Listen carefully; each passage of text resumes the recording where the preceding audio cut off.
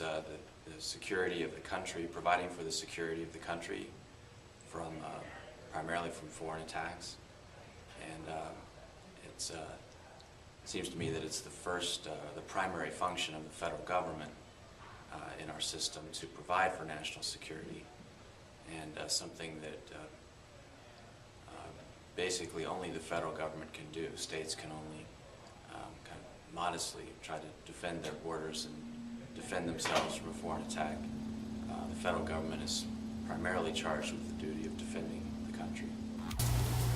Here we can see that our military expenditures amount to nearly half of all military expenditures in the entire world, which basically says that we spend more than the entire world combined.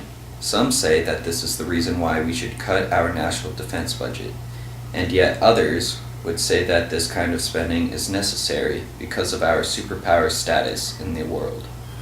Here you can see that the tax dollars spent on past wars and current military spending take up almost as much as all of our other uses combined. Not only that, but usually more than half of the U.S. discretionary budget, the portion that Congress has direct control over, has been spent on national defense. That means more than other fields that need our attention, such as responses to poverty, healthcare, education, and jobs. We spend like about $650 billion on national defense.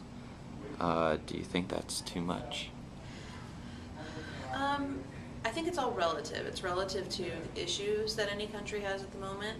I think we could cut it and make our military more efficient. And so if we cut, I think we could cut defense by, let's say, 15% and still have a military that's 90% as effective, which I think is probably good in a time of economic crisis. But I think that the number itself is relative. I mean, we are a really large country. We've got a lot of assets here. And because we're, a superpower militarily, we're a political leader and an economic powerhouse, there are a lot of countries that don't like what we stand for. And so we're kind of the top dog and people want to knock that down. And so I think we do have important security issues at hand. How large is the Pentagon budget? Sure. So it takes up over about 2/3 of discretionary spending. So I think that's one of the reasons why the Commission felt it couldn't be ignored. It had to be on the table.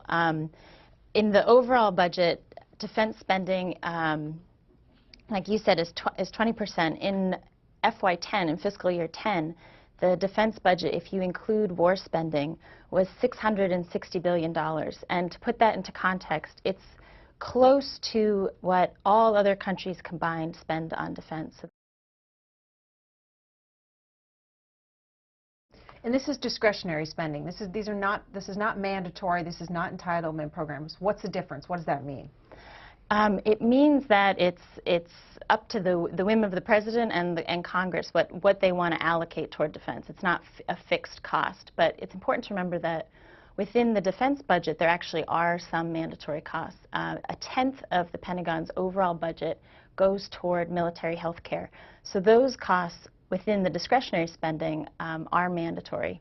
And those costs are growing faster than the rate of inflation within the defense budget. So they're starting to crowd out some of the other accounts, like equipping the force, training the force, operations, base maintenance, things like that. All right, here we have the 2012 defense spending budget, which puts into perspective where the taxpayers' money is going with respect to defense.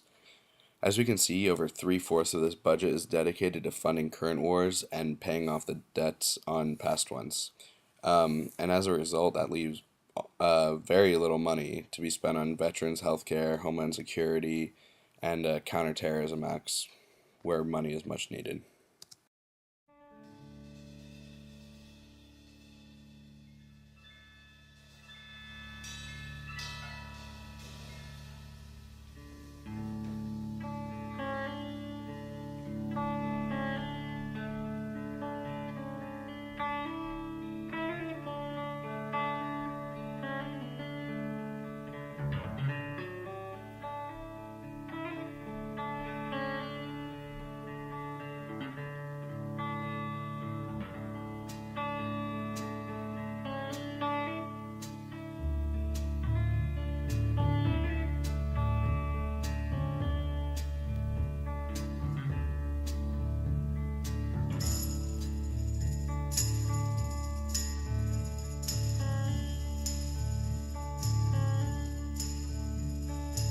This is the end, beautiful friend. This is the end, my own